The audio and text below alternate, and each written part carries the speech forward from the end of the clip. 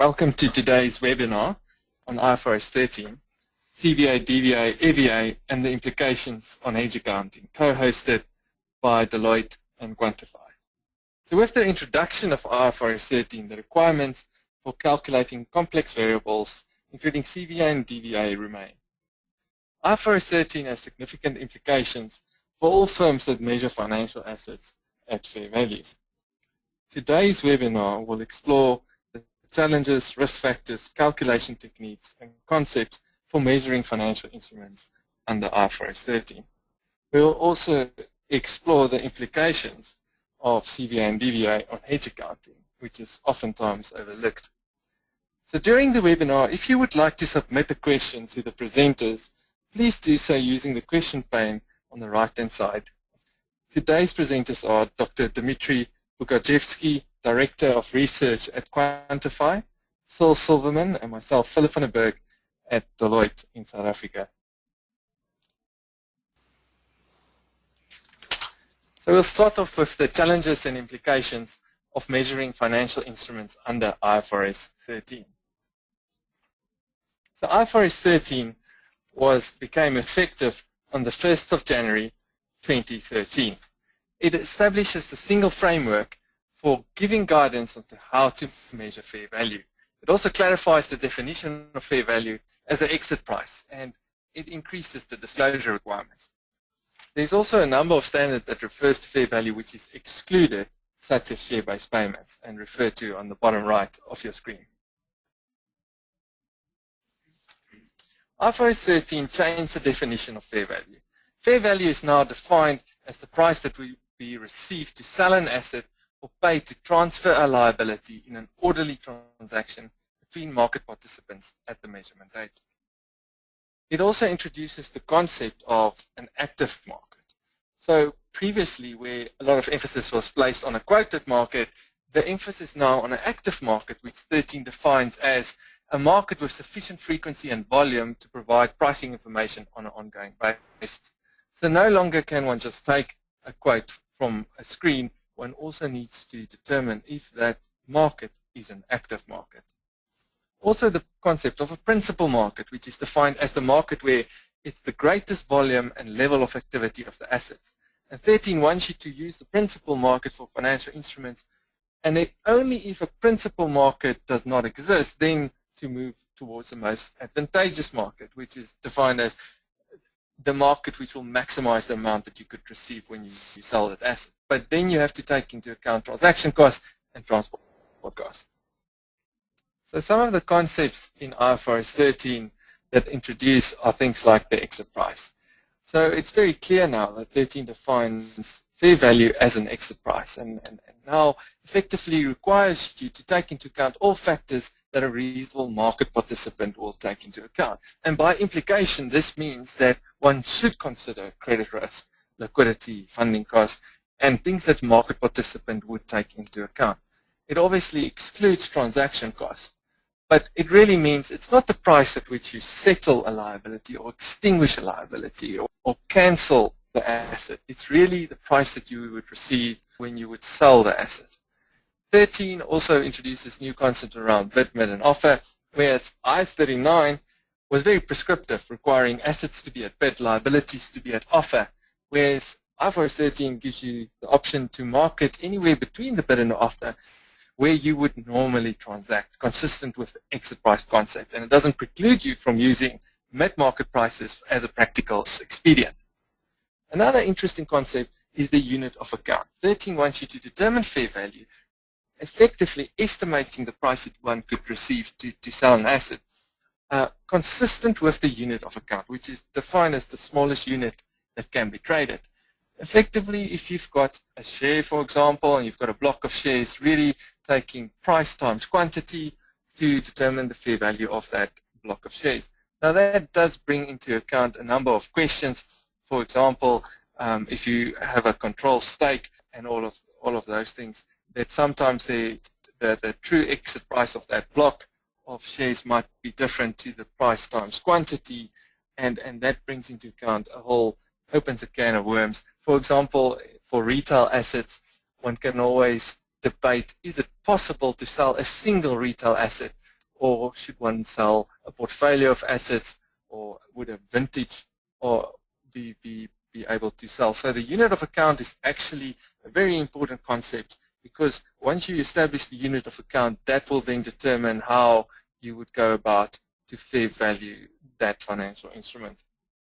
Other aspects are, for example, if we look at the third bullet there, the portfolio exemption. So IFRS 13 introduces this concept of a group of financial assets and effectively allows you to fair value your net exposure to an asset or liability. If there's offsetting market or credit risk, one can offset those market and credit risk and value the net exposure, and then thereafter one would need to reattribute that fair value between the liability component and the asset component. But it does, in practice, open up a number of possibilities where your valuation basis, or the way in which you value an asset, can be simplified, and if one can only value the net exposure and are not forced to value all the gross exposures, all the gross assets and the gross liabilities. It is, however, important that one needs to have this documented as part of your risk management strategy. That in the way in which the information is provided to management must be on a net basis. And all assets and liabilities within that portfolio must be measured at fair value under the applicable IFRS. So there's a bit of hoops to jump through, but from a practical expedient point of view, this allows one to value net exposures more effectively. Some of the requirements of IFRS 13, some of the stricter requirements are the fair value at initial recognition. So the transaction price equals its fair value at initial recognition. This is nothing new. IAS 39 also had the same concept, that at the origination of a deal, that deal must have been done, if done between a willing buyer and a willing seller, it is assumed to have been transacted at fair value. And 13 requires you to have any valuation technique which is based on unobservable inputs. If you build a model to try and fair value a financial instrument, that model must be calibrated such that the fair value of the model gets back to where you transacted at. And this ensures that the future measurement reflects only changes in value subsequent to initial recognition.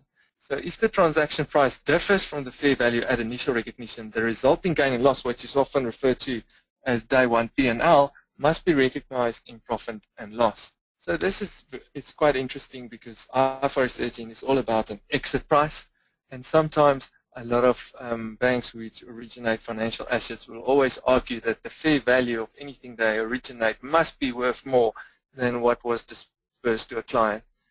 But it is quite interesting that 13 requires you to effectively calibrate any valuation model back to where you transact. One of the methods in which 13 is aiming to achieve transparency and comparability is through the use of the fair value hierarchy. This will require banks and market participants to classify the inputs that go into a fair value model as level 1, 2, or 3. Level 1 being fully observable in an active market for identical assets. Case in point being, for example, a share that is actively traded in the market, you will simply take that share price because it is fully observable for identical assets. Level 2 inputs are those that are quoted but might not be within an active market. Also, it includes things like yield curves, implied volatilities would all fall under level 2 inputs. And level 3 inputs are truly unobservable inputs, which oftentimes are calibrated variables or variables taken from historical experience, etc. Hello, this is Dmitry Pugachevsky. So in this part of the presentation we will talk about different fair value adjustment, CVA, DVA, and new valuation adjustment, FVA. All three together they compose the so-called XVA, the triad of valuation adjustment. So we'll start with CVA. This was the first valuation adjustment which was applied to accounting, and this is the best understood. CVA stands for Credit Valuation Adjustment, and you can define this as expectation of losses due to counterparty default. You can also think about this as market price of the default option sold to counterparty.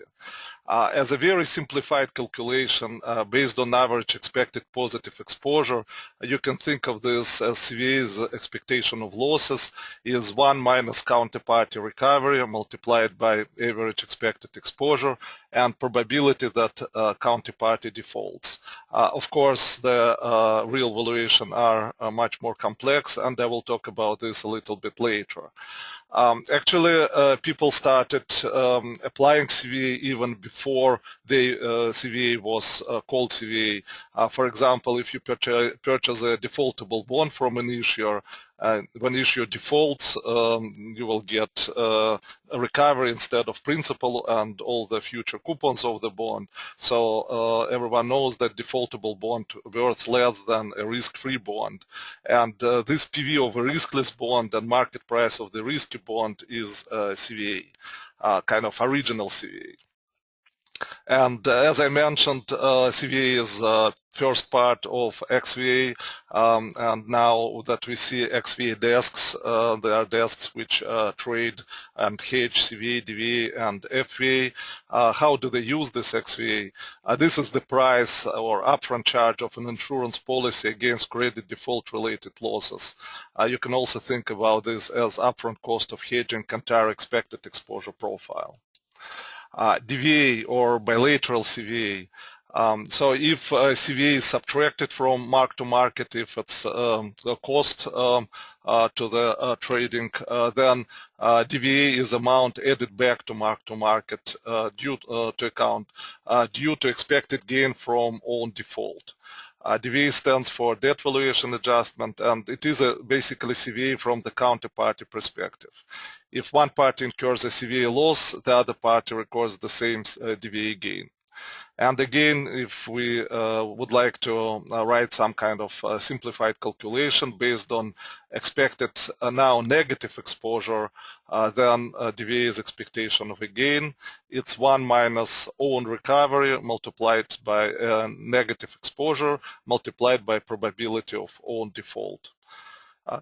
DVA is kind of controversial because institutions record gains when their credit quality deteriorates. We all remember like 3 years ago when a spread of big banks widened, Morgan Stanley gained around 4 billion just because of DVA.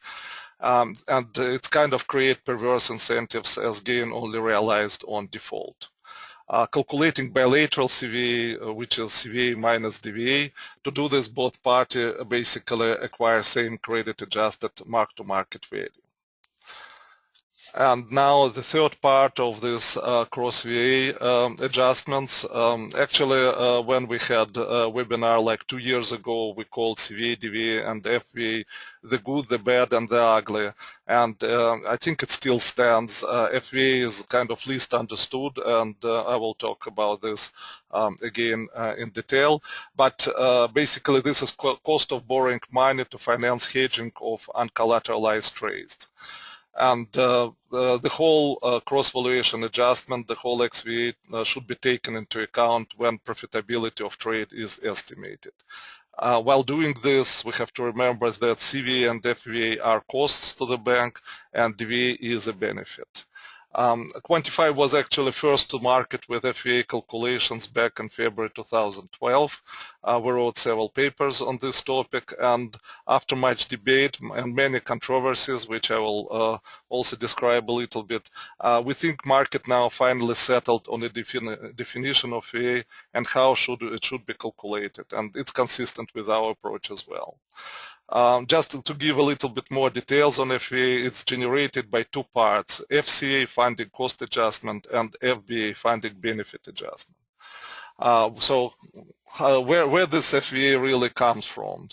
When bank is doing non-secure trade, it hedges with secure trade with a riskless counterparty.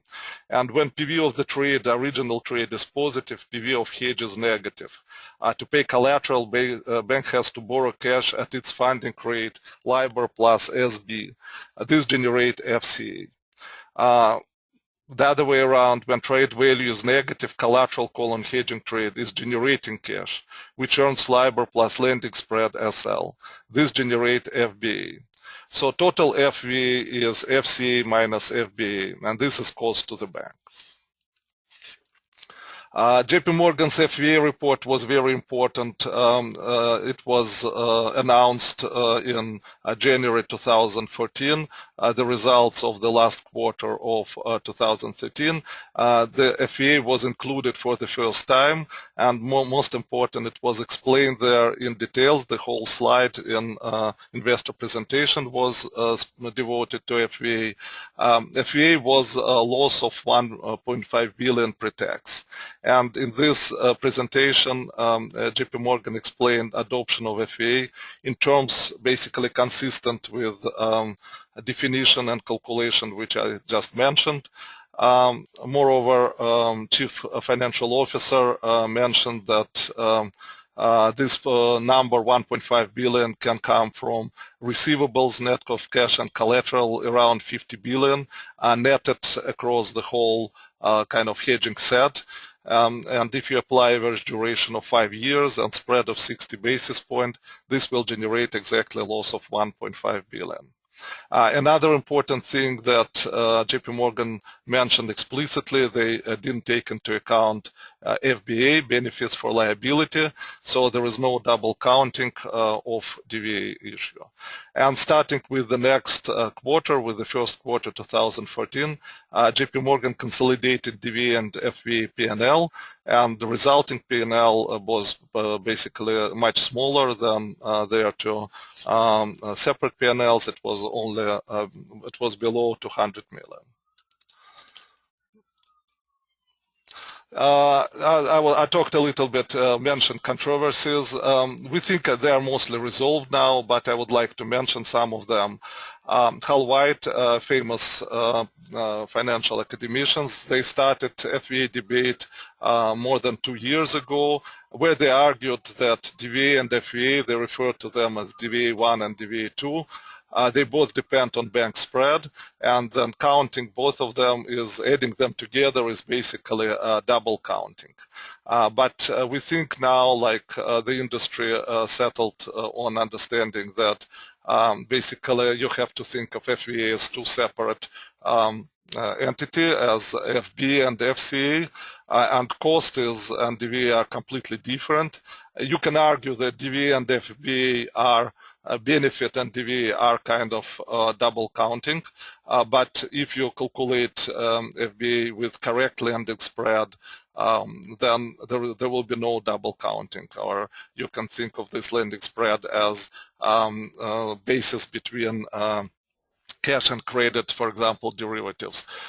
So then there will be no double counting. Another point they made is that FVA shouldn't exist at all because it cannot be derived using standard risk-neutral assumptions like riskless funding.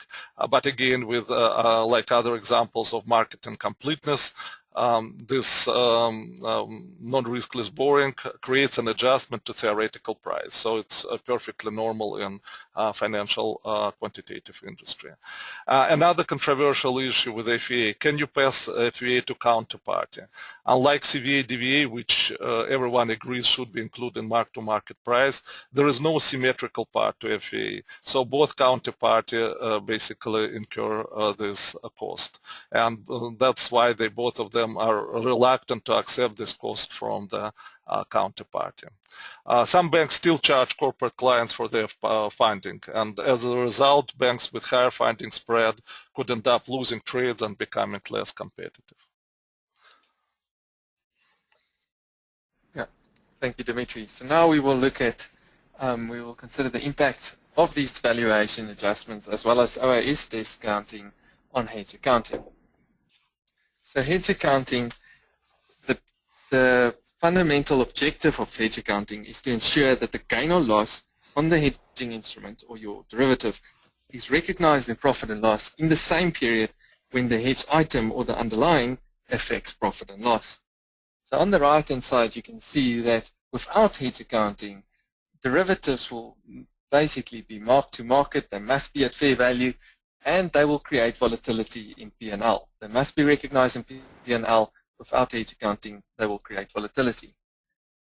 So the objective of hedge accounting is really to ensure that the fair value gain or loss, the unrealized fair value gain or loss on the hedging instrument and that of the hedge item affects P&L at the same time.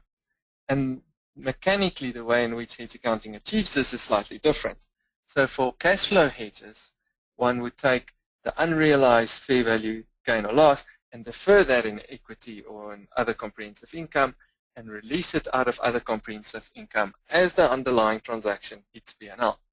So in effect, one would, for example, if one pay fixed on an interest rate swap, one would book the interest expense on the underlying liability based on the floating reference rate, and the fixed rate, the unrealized gain, will be deferred in OCI, and that will be reversed out of OCI into P&L such that one would expense the fixed rate of the swap, provided that you're 100% effective and comply with all the hedge accounting requirements. That is cash flow hedging. So fair value hedging is where one would hedge out, for example, the interest rate risk of a fixed rate asset or liability, and one can then take that asset and liability, and even though one accounts for it at amortized cost, one can fair value it with relation to the designated hedge risk. And that designated hedge risk could be interest rate risk only, so it's not as if one fair values the entire asset or the entire liability,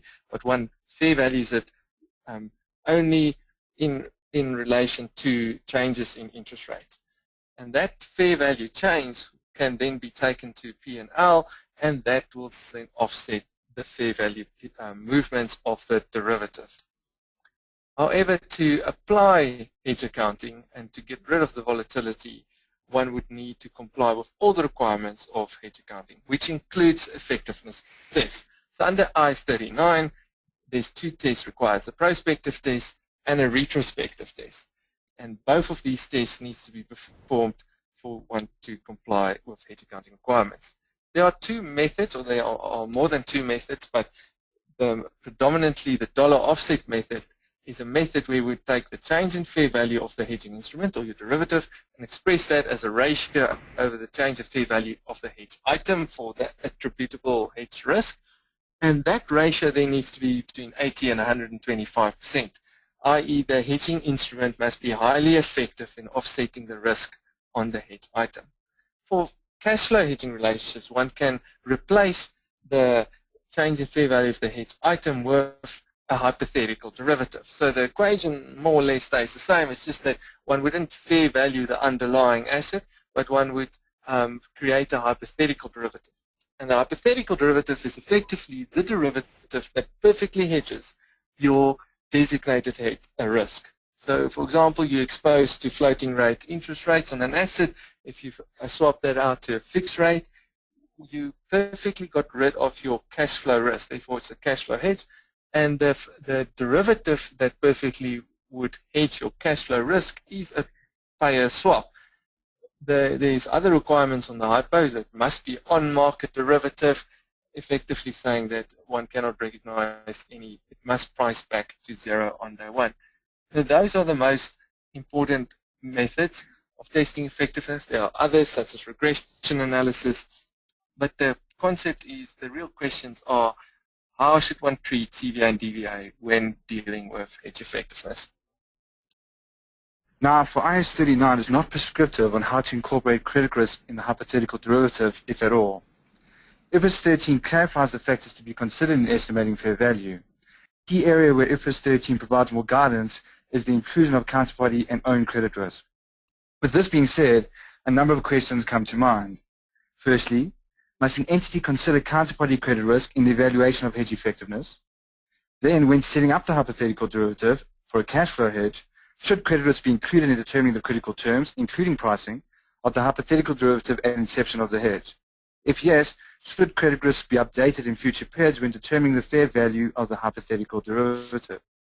Another consideration within the context of valuation adjustments is which yield curve should be used as a discount curve in setting up the hypothetical derivative. So the first question is, must an entity consider counterparty credit risk in the evaluation of hedge effectiveness? So our view is yes. IFRS13, F43, and F47 are very clear. Non-performance risk must be included during the life of the hedge, and not only at the inception of the hedge when hedge effectiveness is assessed. Basically, an entity cannot ignore whether it will be able to collect all amounts due under the contractual provisions of the hedging instrument. When assessing hedge effectiveness, both at the inception of the hedge and on an ongoing basis, the entity considers the risk that the counterparty to the hedging instrument will default. Credit risk, CVA or DVA, should be included in the valuation of the hedging instrument. This would be then consistent with IFRS 13 fair value principles, and the hypothetical derivative should be created such that all the critical terms of the swap match the underlying hedged item.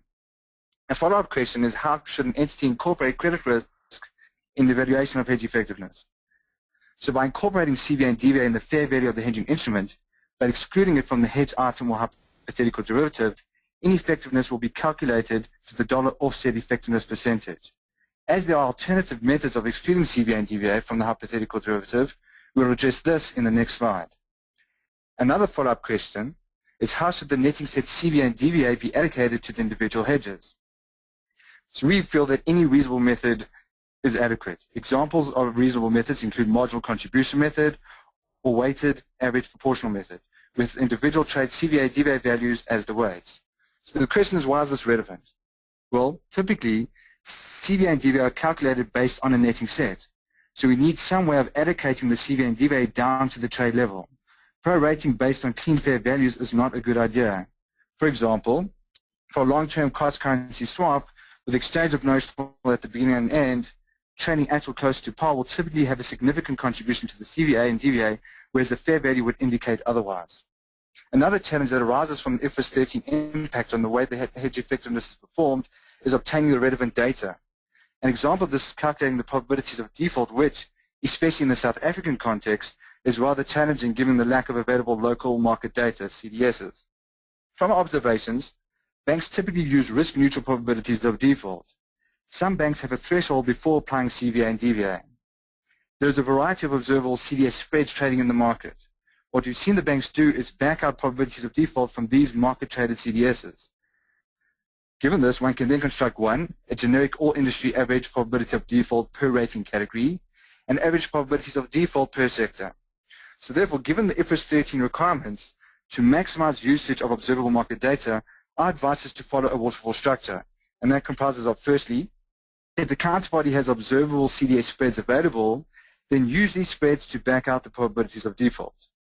Failing that, if the counterparty has liquid listed debt or a credit-linked note that references the counterparty, then the credit spread can be obtained from there. However, this might require a fair amount of effort, though it can be done. Subsequent to that, if the counterparty has a suitable proxy, then use the proxy probabilities of default. One might adjust the raw numbers if one thinks that the counterparty is slightly better or worse. If you believe a quanto adjustment is required, then perform the adjustment on the proxy. If the counterparty does not have CDS spreads available and there is no suitable proxy, but has an international local currency credit rating, then one can apply the average probability of default estimate of that rating for the counterparty. Failing that, lastly, alternatively, one can use quasi-risk neutral probabilities of default, which can be obtained from the conversion of historical probabilities of default, using, for example, methods proposed by Moody's.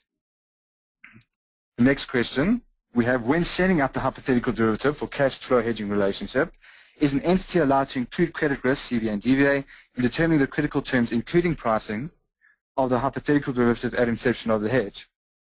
The second part of this question is, if yes, should credit risk be updated in future periods when determining the fair value of the hypothetical derivative or hedge item? For this, there is no clear guidance, and Deloitte is of the opinion that two approaches are acceptable. The first is, no, exclude credit risk when setting up the hypothetical derivative, and changes in credit risk are not included in determining the fair value of the hypothetical derivative over the term of the hedge. Alternatively, yes, include credit risk assumptions when setting up the hypothetical derivative, but keep the at-inception credit risk assumptions, probabilities of default and loss given defaults, constant when subsequently determining the fair value of the hypothetical derivative over the term of the hedge. So for the first approach, the fact that the counterparty can default will have a direct impact on the effectiveness of the hedge.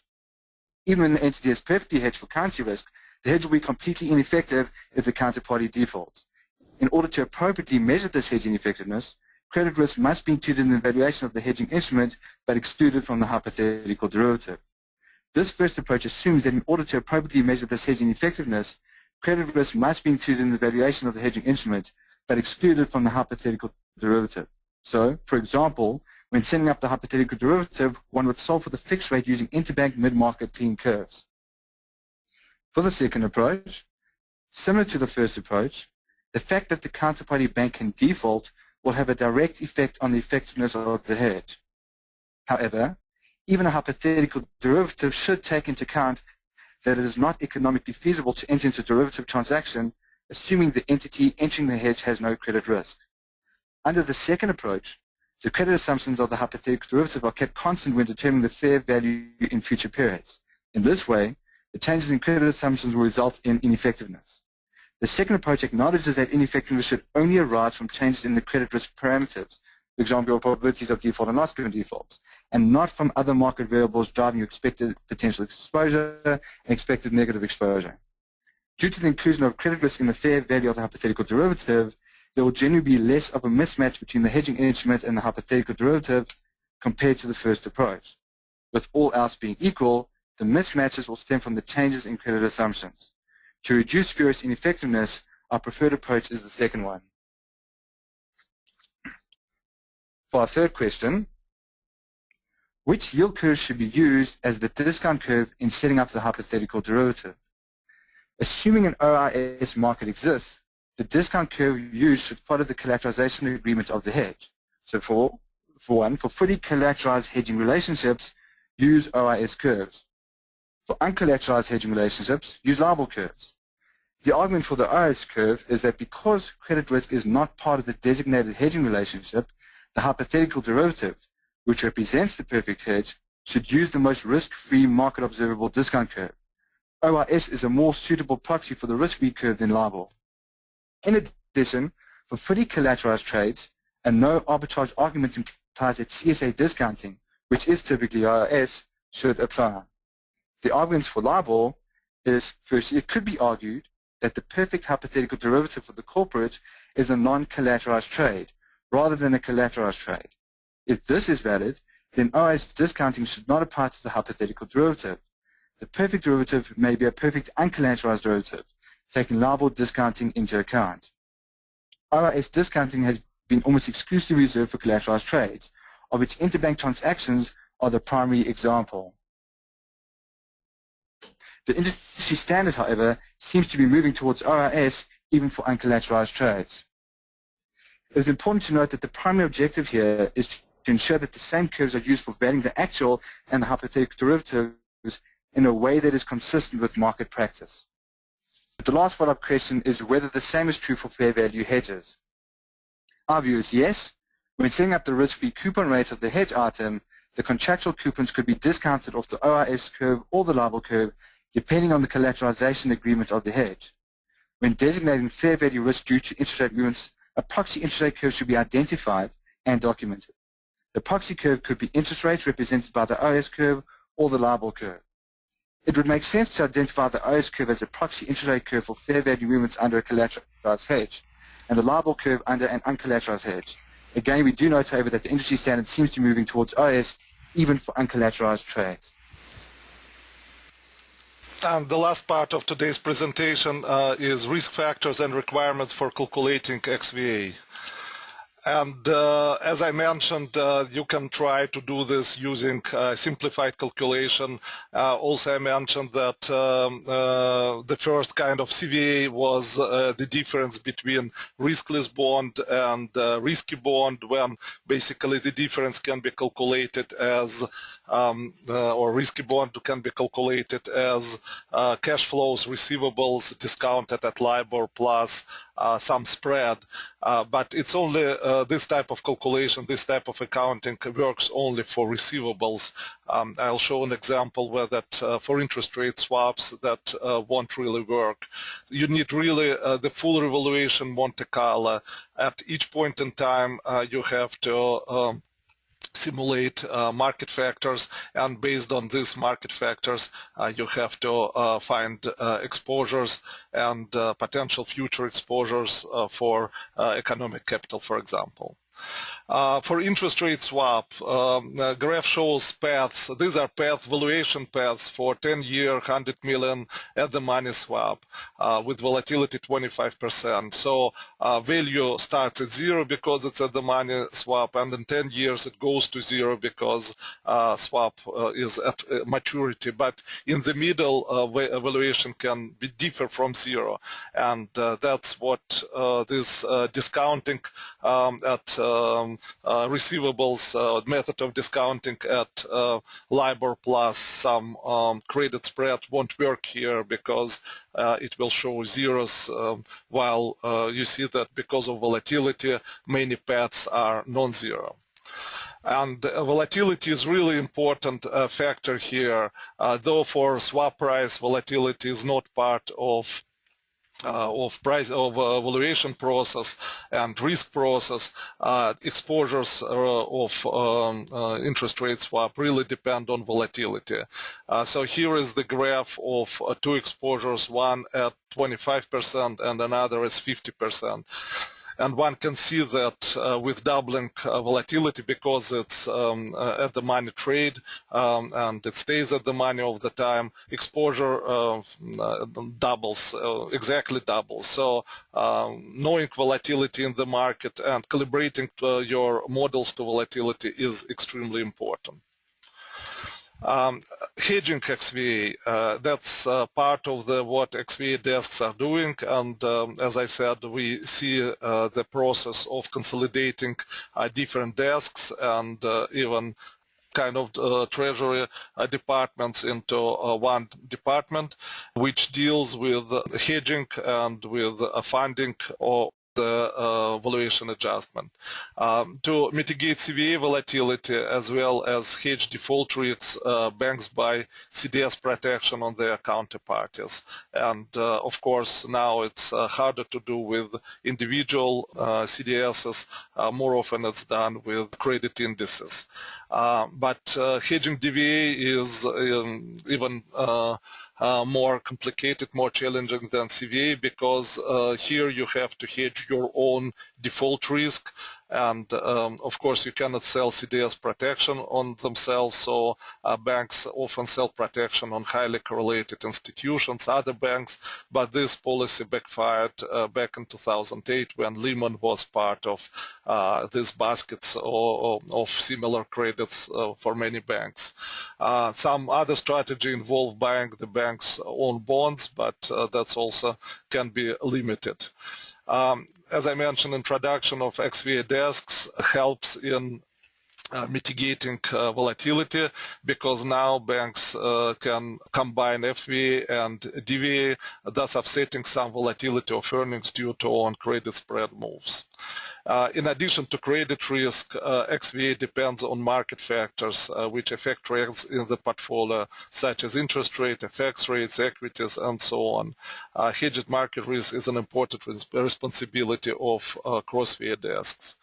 And to calculate hedges, you have to use the same cross-VA Monte Carlo model as you do for calculating CVA. The most popular method of calculating hedging is just by bumping market factors, input factors, and recalc. What are the requirements for counterparty risk agent, so you can run all this analysis, including hedges? It should be scalable, high-performance Monte Carlo agent that supports best market practices. It should be able to calculate all major counterparty risk measures and regulatory charges, CVA, DVA, FVA, PFE, regulatory and economical capital. It should be able to calculate efficiently first and second order sensitivity, including very important cross gammas, which are sensitivity of market factors due to change in credit spread. Advanced modeling of counterparty credit risk includes calibration to market observable or to historical data. You should be able to capture full effects of netting agreements and collateral. You should be able to perform comprehensive wrong-way risk analysis. Also, it should include American Monte Carlo capability, which is necessary for exotic trades where valuation itself involves Monte Carlo. That allows you to avoid kind of Monte Carlo inside Monte Carlo, which will be extremely slow. Very important functions are integrated pre-trade analysis, also called incremental CVA, and also per trade attribution, which is marginal CVA. And important that this Monte Carlo is accurate and consistent with front office pricing models. So to conclude, IFRS 13 defines fair value as an exit price. It requires the consideration of counterparty credit risk, CVA, and non-performance risk, DVA. CVA and DVA cannot be ignored when performing hedge effectiveness testing, but by carefully setting up the hypothetical derivative for cash flow hedges, spurious ineffectiveness can be reduced. FVA is the new valuation adjustment, but it becomes integral part of XVA. FVA components, FCA and FBA, should be calculated with their own borrowing cost lending spread, respectively. Calculating XVAs and sensitivity is necessary, and to do this properly, you have to run full Reval Monte Carlo model. Risk factors such as volatilities become very important for XVA evaluation, even if they are not part of trade valuation. And thank you very much, and let us now pause for questions.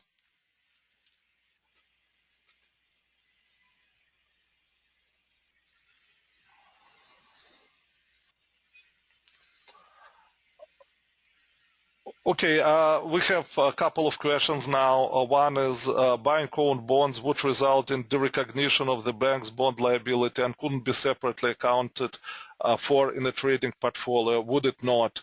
I mentioned already that buying bonds is not ideal, that bonds were issued for some reasons and for capitalization of the company.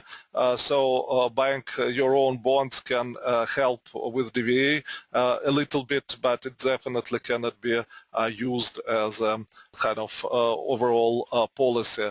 And new policy of combining DVA and FVA is basically much more effective.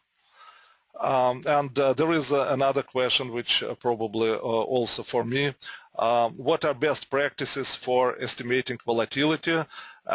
Here you can look at, first of all, at market volatilities. You can try to imply volatility, input volatility for your model from, say, swaptions, cap floors. This is for interest rates, for FX options, and so on. But often it's not available, this information, so then using historical volatility is appropriate as well. Maybe another question I think I'll take is, can you use the hyperderivative method for fair value hedges? So it's not often used. The hypothetical derivative method is almost exclusively used for fair value hedges. However, one can get to the exact same answer by using a hypothetical derivative on some fair value hedges. So mechanically, it is possible to get the same answer, but I would probably advise against it and use hypothetical derivatives for cash flow hedges, predominantly for cash flow hedges. But that does not say that the accounting standard is not very clear and doesn't exactly say that you are not allowed to use a hypothetical derivative method for fair value hedges, but I would not advise it. Okay. Another question, which I think perhaps is for me, is when you speak of IRS, is there an observable curve for South Africa? And basically at this stage, there isn't really an observable IRS curve, although I think there are some moves to try and create an observable IRS curve, but that still seems to be some time away. what we've noticed is that there are some places which will just use the standard 3-month JIBOR curve, and other places try and create some sort of an OIS proxy. There's a number of ways one can go about doing that, one of which is to use your cross-currency basis swaps and do a global curve bootstrapping algorithm to try and back out an implied SAOS curve. There is a question for me. If I issue a bond with an embedded option, should I compute and report the CVA and DVA of the option? Is there only DVA? Basically, when we talk about bonds, we don't talk really about CVA, DVA, because it's already included in price, the price of credit risk. But if we kind of translate this in CVA, DVA language, yes, there is only DVA because there is no kind of possibility that somebody else defaults on and you lose. The only loss is to the counterparty which buys this bond. So there is DVA, and this DVA should include option, because if you default on your bond, then you default on bond and embedded option together. So yeah, so this option should be included in DVA. Maybe one more question that was asked: what is the system approach for the hypothetical portfolio of swaps? So not 100% sure I understand the question, but effectively, you know, any system that can create or solve for the fixed rate of a derivative, or the spread, or the pricing element of a derivative, such that the derivative is worth zero. Any system that can handle that could be used to set up a hypothetical derivative. And in practice, it varies from Excel-based models to front office trading systems, where one can book and create such a hypothetical portfolio of swaps. One more question. When you calculate FVA, what kind of netting you are using? Is it the same as CVA and DVA? No, for CVA and DVA we use netting with the counterparty, and for FVA, because of rehypothecation, you can basically move your funds in your hedge portfolio. So if some hedge trade create positive cash flow, you can kind of move it to the, or you can pay margin costs and so on. So basically you have to net the whole hedge portfolio across the whole counterparties and so on. So yes, in this case it will be different than CVA, DVA netting sets. Do we have... okay, maybe at this point we have to wrap it up, and we will answer all other questions if there are after the webinar. Thank you for your attention. Yeah, thank you. Yeah, thank you very much for joining us. Thanks, guys.